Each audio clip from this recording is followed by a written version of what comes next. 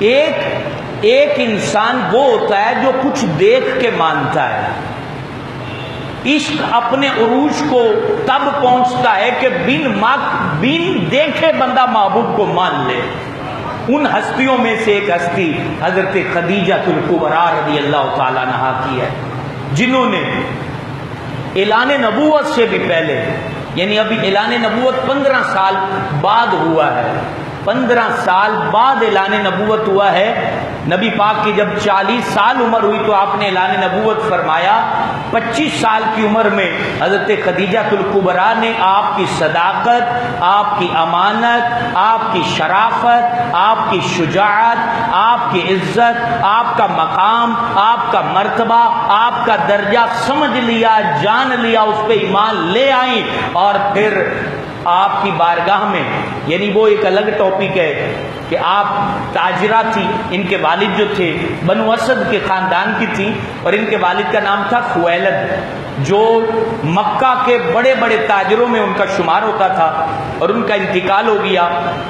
پورا بزنس حضرت خدیجہ الکبریٰ کے پاس آ گیا، اور آپ کا مال دیگر ممالک میں جاتا تھا.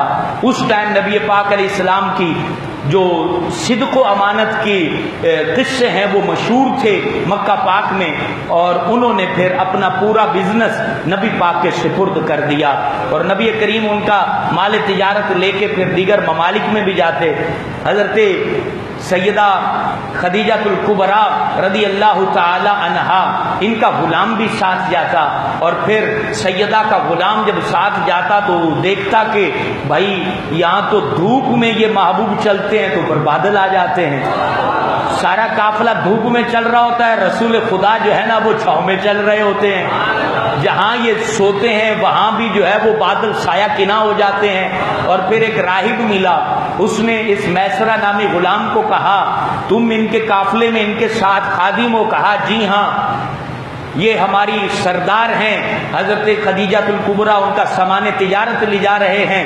کہا جا کے ان کو بتا دینا کہ ان کی عزت کرنا، ان کی توقیر کرنا یہ کوئی عام ہستی نہیں ہے، یہ اللہ کے حبیب محمد عربی ہیں. سبحان اللہ. ٹھنڈے دل سے گئے نعرہ رسالت، دل کو سکون پہنچا ہے نعرہ رسالت. یہ وہ محبوب کریم ہے. ابھی جو ہے اعلان نبوت نہیں ہوا، بہت بعد اعلان نبوت ہوا ہے. جب یہ ساری باتیں آ کے حضرت خدیجہ الکبریٰ کو بتائی گئیں، آپ نے اپنی دوست، اپنی خادمہ حضرت نفیسہ کو بھیجا نکاح کا پیغام دے کر، کیونکہ آپ کے شوہر نامدار کا انتقال ہو چکا تھا، اور آپ نے پیغام بھیجا نکاح کا. نبی پاک علیہ الصلوۃ والسلام نے وہ پیغام سن کر اپنے چچا ابو طالب سے مشورہ کیا، بڑے تھے ان سے مشورہ کیا. کتنا خوبصورت معاشرہ حضور ہمیں سمجھا رہے ہیں کہ فیس بک پہ رابطہ کر کے اور پھر جو ہے باہر سے ہی بھاگ جانا، یہ نبی کریم علیہ الصلوۃ والسلام کی ادا نہیں ہے. اگر تم کہیں نکاح کرنا چاہتے ہو اپنے بڑوں کو کہو، وہاں پیغام بھیجو، اور وہاں پیغام کے ذریعے نکاح کے ساتھ اپنے تعلقات کو آگے بڑھاؤ. کبھی بھی ناپاکی اور گندگی کے ذریعے اپنے تعلقات آگے نہ بڑھاؤ. وہاں ابو طالب اور ان کے جو رشتہ دار ہیں سارے مل کر نکاح ہو گیا، اور رسول اکرم صلی اللہ علیہ وآلہ وسلم کی رفیقہ حیات بن گئی. خاتون اول بننے کا، اسلام کی خاتون اول بننے کی سعادت حضرت خدیجہ الکبریٰ کو حاصل ہے. اور حضور جان عالم علیہ الصلوۃ والسلام کی یہ شریک حیات، یہ ام المومنین، وہ عظیم صحابیاں ہیں کہ جو شریف النفس بھی تھیں، شریف الخیال بھی تھیں، یعنی آپ کے خیالات بھی شریف تھے، آپ کا نفس بھی شریف تھا. اور زمانہ جاہلیت میں آپ کی پاکیزگی کے قصے پورے عرب میں اتنے مشہور تھے کہ اہل عرب ان کو طاہرہ کے لقب سے یاد فرماتے تھے. اونچا کہیے سبحان اللہ. اللہ آج آج ہمارے پیارے سردار امام حسن حسین کی نانی کی بات ہو رہی ہے، آج سیدہ کائنات کی ماں کی بات ہو رہی ہے، آج میں ان کی بات کر رہا ہوں، کسی عام کا عرس نہیں ہے یہ، خدا کی قسم آج ان کی بات ہے کہ جن کی بات نبی پاک اتنی کرتی تھے کہ ساری بیویاں رشک کیا کرتی تھی۔ لیکن افسوس ہے، بھول گئی ہے امت، بھول گئی ہے امت۔ اس دنیا کی وفاؤں پر کہاں تک جاؤ گے؟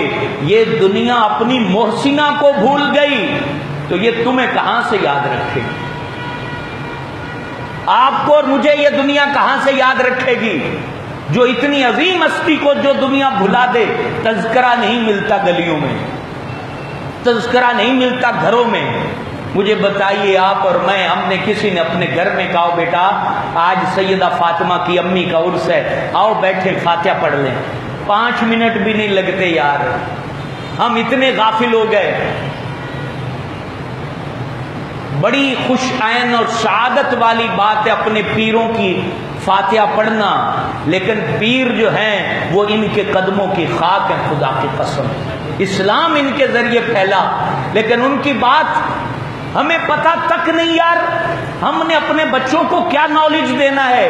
یہ عرض کر رہا ہوں، کہیں اپنے گھر میں کل سحری میں اپنے بچوں، کوئی مولوی کو کوئی بلانے کی حاجت نہیں ہے، آپ اپنے بچوں کے درمیان، بیوی کے درمیان، اماں کے درمیان بیچ میں بیٹھ کے تذکرہ کریں کہ آج نبی پاک کی پہلی زوجہ حضرت خدیجہ الکبریٰ کا عرس ہے، آئیے ایک دفعہ فاتحہ اور 3 دفعہ کل شریف پڑھ کے ان کو پیش کرتے ہیں، آپ کے بچے کے دل پہ نقش ہو جائے گا کہ یہ عظیم ہستی ہیں اور ان کی تعلیم پر مجھے چلنا ہے۔ تو یہ سیدہ کیا ذکر سنیں آپ کا دل نہ ٹھنڈا ہو جائے، یہ کیسی عظیم عورت تھی کہ اتنی مالدار ہونے کے باوجود جب 40 سال کی عمر کو حضور جان عالم پہنچے، اعلان نبوت کیا سرکار دو عالم نے، تو سیدہ خدیجہ الکبریٰ جب غار حرا سے نبی پاک نیچے آئے، آپ کو پتہ ہے، آپ جانتے ہیں جو مکے گئے ہیں، غار حرا 1500 فٹ کی بلندی پر ہے اور وہاں چڑھتے چڑھتے سانس پھول جاتا ہے، اور یہ وہ سیدہ عظیم سیدہ تھی جو نبی پاک علیہ الصلوۃ والسلام کے پاس کبھی کھانا لے کے پیچھے وہاں پہنچ جایا کرتی تھی۔ جب 40 سال کو پہنچے، اعلان نبوت پہلی وحی نازل ہوئی، حضور فخر عالم علیہ السلام گھر آئے، آپ پر جو ہے وہ جیسے سردی کے اندر جسم میں حرکت ہوتی ہے وہ حرکت تھی، اور آپ کے اوپر چادر اڑائی گئی، اور آپ جو ہے اللہ تبارک و تعالیٰ کا کلام، ظاہر سی بات ہے اللہ فرماتا ہے لو انزلنا ھذا القرآن علی جبل لرأیتہ خاشعا متصدعا، کہ اگر یہ میں اپنا کلام پہاڑوں پہ نازل کر دوں تو وہ ریزہ ریزہ ہو جائے۔ اقرأ باسم ربک الذی کے ذریعے اللہ نے اپنا کلام جب نازل فرمایا، حضور گھر آئے، اپنی زوجہ سے مشورہ کیا، قربان جائیں زوجہ کتنی پیاری تھی، کہنے لگی اے محبوب کی مدد فرمایا کرتے ہیں، آپ حقداروں کو حق پہنچایا کرتے ہیں، آپ غریبوں کا احساس کرتے ہیں، آپ بڑے اچھے ہیں، آپ صادق ہیں، آپ امین ہیں۔ اور پھر اعلان نبوت حضور نے جب فرمایا، سب سے پہلے اسلام قبول کرنے والی عورت حضرت خدیجہ الکبریٰ رضی اللہ تعالی عنہا تھیں، اور آپ نے حضور جان عالم کی بارگاہ میں اپنے باپ کی کمائی، اپنی کمائی، اپنی زندگی کا سارا اثاثہ حضور کے قدموں میں رکھا اور کہا کہ اے جان عالم، آپ جہاں چاہیں میرا مال صرف کریں، آپ کو کوئی پوچھ گچھ نہیں ہے، میں بھی آپ پر قربان، میرا مال بھی آپ پر قربان۔ سبحان اللہ کہیں، اللہ اللہ اللہ اللہ، کتنی عظیم خاتون ہے۔ نبی کریم باز نہیں آئے، اسلام کی دعوت دینے سے کفار نے بڑی کوشش کی کہ یہ رک جائیں، بالآخر کفار مکہ نے مشورہ کیا اور کہا کہ ان کا بائیکاٹ کر دیا جائے، بنو ہاشم، پورے بنو ہاشم کا بائیکاٹ کر دیا جائے۔ اس وقت سرور دو عالم علیہ الصلوۃ والسلام کا پورا قبیلہ، ابو لہب کے علاوہ سارے بنو ہاشم والے وہاں شاب ابی طالب، یہ وہاں ایک گھاٹی تھی چھوٹی سی، اس گھاٹی میں چلے گئے۔ مکے والے بائیکاٹ کر چکے تھے، ارے عشق کی جو تاریخ ان لوگوں نے رقم کی اس تک تو ہمارا وہم و گمان بھی نہیں پہنچ سکتا۔ مکے کی سختیاں، بازار بند کر دیے گئے، خرید و فروخت بند کر دی گئی، لین دین بند کر دیا گیا۔ 3 سال تک یہ سلسلہ رہا. اور آپ کو پتہ ہے کہ حضرت سیدہ خدیجہ الکبریٰ کا بائیکاٹ نہیں ہوا تھا.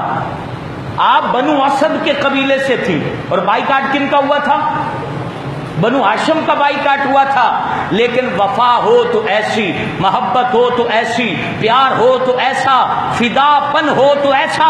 قربان جائیں سیدہ کائنات پر، قربان جائیں حضرت سیدہ خدیجہ الکبریٰ پر، سیدہ کائنات کی امی حضور پر میں قربان جاؤں کہ آپ بنو اسد سے ہونے کے باوجود آپ نے قربانی دی اور شاب ابی طالب اس گھاٹی میں وہ 3 سال نبی پاک کے ساتھ رہی، وہاں پاس رہی.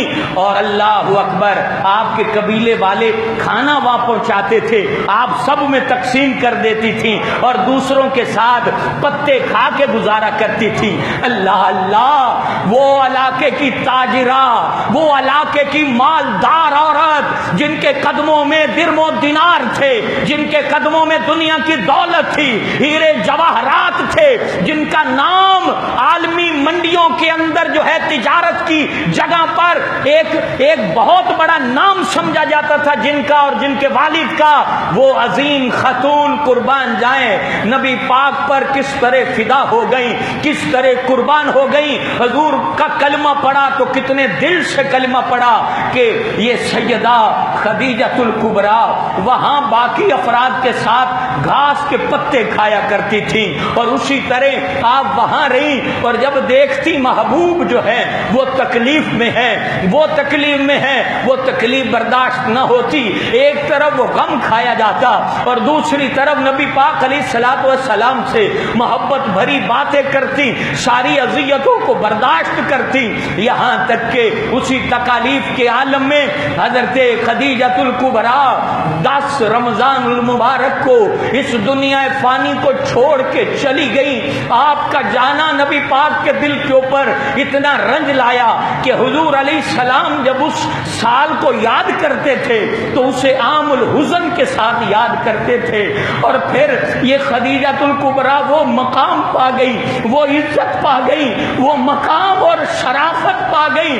وہ شریف تھی، شرافت پا گئی، کریم تھی، کرامت پا گئی کہ نبی پاک علیہ الصلوۃ والسلام جب بھی سیدہ خدیجہ الکبریٰ کا ذکر کرتے تو خیر سے ذکر کرتے، آپ کی بات کرتے ہوئے بتاتے کہ خدیجہ ایسی تھی، خدیجہ ایسی تھی، خدیجہ الکبریٰ ایسی تھی. حضرت ام عائشہ صدیقہ فرماتی ہیں میں نے ایک دن عرض کیا کہ آپ ان کو بڑا یاد کرتے ہیں، وجہ کیا ہے؟ حالانکہ اللہ تعالیٰ نے آپ کو اتنی ازواج عطا فرمائی ہے، لیکن خدیجہ الکبریٰ کو یاد کرنے کی وجہ کیا ہے؟ سرکار فرماتے جب زمانے نے مجھے جھٹلا دیا تو خدیجہ الکبریٰ نے میرا اقرار کیا، جب زمانے نے مجھ پر مال روک دیا تو خدیجہ الکبریٰ نے اپنا مال میرے قدموں میں ڈال دیا اور مجھے ان کے بطن سے اللہ نے اولاد عطا فرمائی. میں کیوں نہ ان کو یاد کروں کہ ان کے مال نے مجھے فائدہ دیا، ان کی رفاقت نے مجھے فائدہ دیا، ان کے قرب نے مجھے فائدہ دیا. رسول اکرم علیہ السلام کے بارے میں اما عائشہ صدیقہ فرماتی ہے، طیبہ طاہرہ فرماتی ہے کہ حضرت خدیجہ الکبریٰ ان کو نبی پاک کتنا یاد فرماتے تھے کہ کبھی کوئی بکری ذبح کرتے تو ایک حصہ الگ کر دیا کرتے تھے. پوچھا جاتا تو آپ فرماتے یہ خدیجہ کی سہیلیوں کو پہنچانا ہے، یہ خدیجہ الکبریٰ کی سہیلیوں کو یہ گوشت پہنچانا ہے کہ ان کی روح خوش ہوگی. نبی پاک